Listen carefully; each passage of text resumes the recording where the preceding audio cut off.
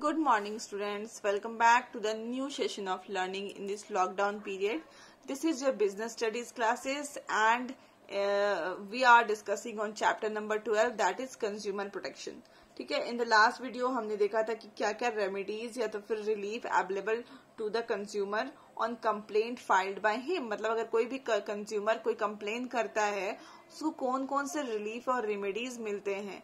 और आज की हम लोग वीडियो में देखेंगे कि रिड्रेसल एजेंसीज क्या क्या होते हैं under the consumer protection act 1986।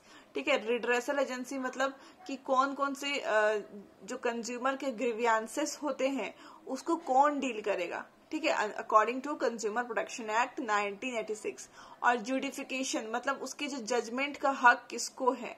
Okay, तो आज हम लोगों ने लास्ट वीडियो में भी देखा था कि देयर आर 3 forums, ठीक है, where the grievances which are called grievances machinery under the consumer protection act.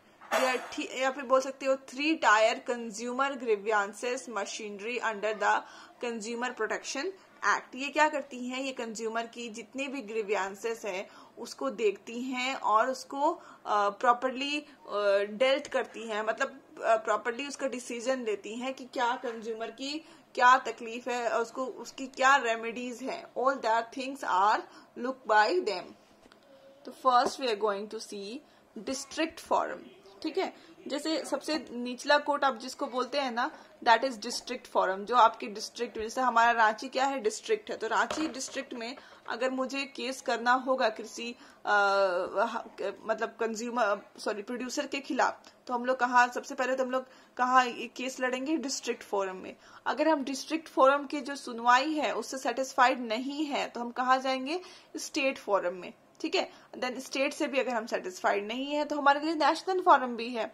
Okay, that is the final judgement. Okay, तो हम लोग पहला देखने वाले हैं डिस्ट्रिक्ट फोरम। ठीक है, district forum consist of president. ये दिस इज वेरी इंपॉर्टेंट। जो भी इसके डिटेल्स आपको मिलते हैं मैं उसको हाईलाइट कर रही हूँ, वो आपको पढ़ना बहुत ही इंपॉर्टेंट है।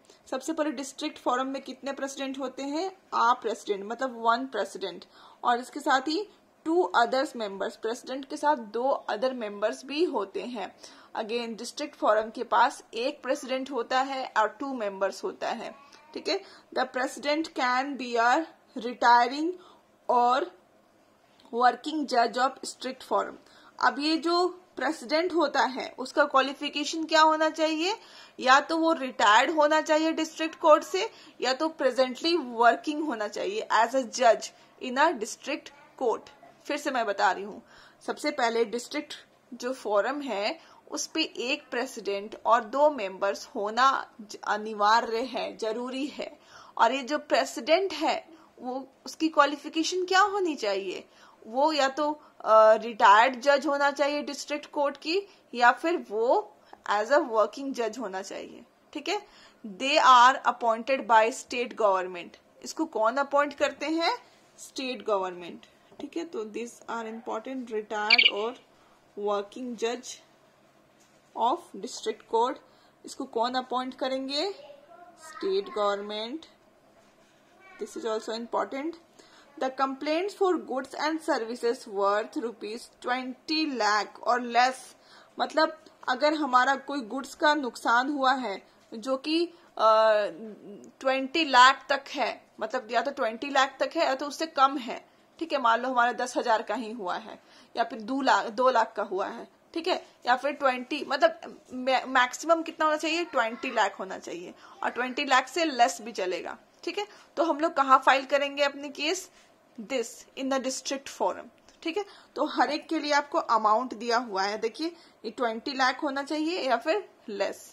Okay, the agency send the goods for testing in laboratories if required and give decisions on the basis of facts. तो ये जो एजेंसी है दैट इज डिस्ट्रिक्ट फोरम, ये तो सबसे पहले गुड्स को क्या करती है, लैब में टेस्ट करने के लिए भेज देती है, एंड जो लैब का डिसीजंस आता है, जो भी मतलब टेस्टिंग के बाद जो भी रिजल्ट आता है उसी फैक्ट के आधार पे आपका डिसीजंस ली जाती है कि आपके साथ क्या रेमेडीज आपको मिलनी चाहिए। Okay, but the party who had filed a case, जो पार्टी जिसने केस फाइल किया है, अगर वो डिस्ट्रिक्ट फोरम के फैसले से खुश नहीं है तो they can file an appeal against the judgement in state commission within 30 days. मतलब 30 दिन के अंदर अंदर अगर वो डिस्ट्रिक्ट फोरम के फैसले से खुश नहीं है तो स्टेट कमीशन में क्या कर सकता है, अपने आप को फिर से अपील कर सकता है। अब हम स्टेट कमीशन की बात करते हैं। स्टेट कमीशन में भी क्या है, एक प्रेसिडेंट होता है और 2 उसके साथ मेंबर्स होते हैं। अब प्रेसिडेंट का स्टेटस क्या होना चाहिए, मतलब जो प्रेसिडेंट है उसकी क्वालिफिकेशन क्या होनी चाहिए। The president must be a retired और वर्किंग जज ऑफ हाई कोर्ट। हम लोग लास्ट में क्या देखा था कि वो कहाँ के जज होने चाहिए, डिस्ट्रिक्ट कोर्ट। बट यहाँ पे हमने क्या देखा, वो जो प्रेसिडेंट है वो या तो रिटायर्ड होंगे, ठीक है, या तो वर्किंग जज होंगे, कहाँ के, हाई कोर्ट के, ठीक है। अभी यहाँ पे जितने लोगों को भी अपॉइंट किया जा रहा है, सबको कौन अपॉइंट करेगा, again state government. This is also similar, ये भी सिमिलर है, ओके। अब कंप्लेंट जो होगा गुड्स एंड सर्विसेज की, वो उसका अमाउंट क्या होगा, मोर देन 20 lakhs। इससे पहले जो हमने पढ़ा उसमें कहाँ तक का अमाउंट था, 20 lakhs का था। बट यहाँ पे कहाँ तक का अमाउंट है, 20 lakhs से शुरू हो रहा है, but less than 1 crore. 1 crore से कम होना चाहिए, ओके। 20 लाख से ज्यादा होना चाहिए एंड 1 करोड़ से कम होना चाहिए, ठीक है। Can be filed in state commission on receiving complaint. The state commission contact the party against whom the complaint is filed and the send goods for testing in laboratory if required. जैसे ही आप complain करोगे तो state commission है वो क्या करेगी, वो complaint receive कर लेगी और मतलब स्टेट कमीशन जो है वो जो पार्टी जिसके अगेंस्ट आपने कंप्लेंट की है उससे बात करेंगी और साथ ही साथ उसके गुड्स को लैब में चेक करने के लिए भेज देगी, ठीक है। बट इन केस आप इसके फैसले से सेटिस्फाइड नहीं है, मतलब स्टेट कमीशन के फैसले से सेटिस्फाइड नहीं है, तो आप उस अपने आगे जजमेंट के लिए नेशनल कमीशन पे अपील कर सकते हैं, बट विद इन 30 डेज, ठीक है, बट विद इन 30 डेज। अब हम लोग देखते हैं नेशनल कमीशन क्या होता है। National commission consist of a president. Again यहाँ पे भी क्या है, एक प्रेसिडेंट है, फिर इसके 4 मेंबर्स हैं, ठीक है। यहाँ हर एक जगह पे 2 मेंबर्स थे, यहाँ पे 4 मेंबर्स हैं और यहाँ पे 4 मेंबर्स में थे एक 1 शैल बी ऑफ विमेन, उसमें से एक विमेन होनी चाहिए। हमेशा क्या देखे हमने कि एक प्रेसिडेंट थे और 2 मेंबर्स थे, बाकी के दोनों में 2 मेंबर्स थे, ठीक है। बट यहाँ पे हमने क्या देखा कि 4 मेंबर है, लेकिन देखो आप यहाँ पे देखो, एक जो यहाँ पे जो कंपैरिजन की गई है सब में देखो हर एक मेंबर्स में से एक विमेन होनी ही चाहिए, ठीक है। एक विमेन हर एक जगह पे, मतलब ये जो 2 मेंबर्स बताए जा रहे हैं कि प्रेसिडेंट के साथ 2 मेंबर्स होती हैं, तो उसमें से एक विमेन होनी ही चाहिए। बट यहाँ पे नंबर ऑफ मेंबर्स कितने हैं, 4 है और यहाँ पे भी एक विमेन है, ठीक है। They are appointed by central government, this is the differentiate. यहाँ पे बाकी दोनों कहाँ से अपॉइंट हो रहे थे, स्टेट गवर्नमेंट से, यहाँ पे कहाँ से अपॉइंट होंगे, सेंट्रल गवर्नमेंट में। अब द कंप्लेंट की जो ये होगी, वैल्यू होगी, गुड्स जो सर्विसेज की जो वैल्यू है जिसके अगेंस्ट आप कंप्लेन कर रहे हैं वो एक्सीड करनी चाहिए 1 करोड़, ओके। इससे पहले आपने क्या किया, 20 लाख टू 1 करोड़ थी। अब यहाँ पे आप क्या, अगर आपका गुड्स 1 करोड़ की है और वो डैमेज हो चुका है, आपका 1 करोड़ से ऊपर का डैमेज हो चुका है, तो आप कहाँ कंप्लेन करोगे, स्टेट कमीशन में, ठीक है। तो the value of goods and services must exceed 1 crore, okay.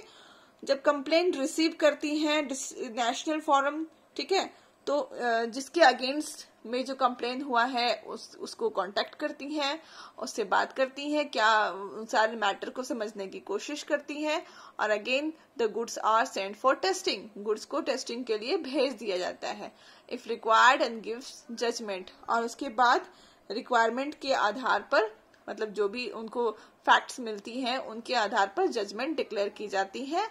और अगर पार्टी इनसे भी ग्रीवियंस जो है, ग्रीव्ड पार्टी जो है, ठीक है, विक्टिम जो है, जो इससे भी अगर सेटिस्फाइड नहीं है तो वो क्या कर सकती है, सुप्रीम कोर्ट में कंप्लेन कर सकती हैं, but with in 30 days, okay. So this is all about remedies which are available. Okay, and you can say that the 3 forums which listens the grievances of our consumers. So this chapter is completed from my side. Hope you enjoyed learning and you will also complete from your side. Thank you. Stay safe.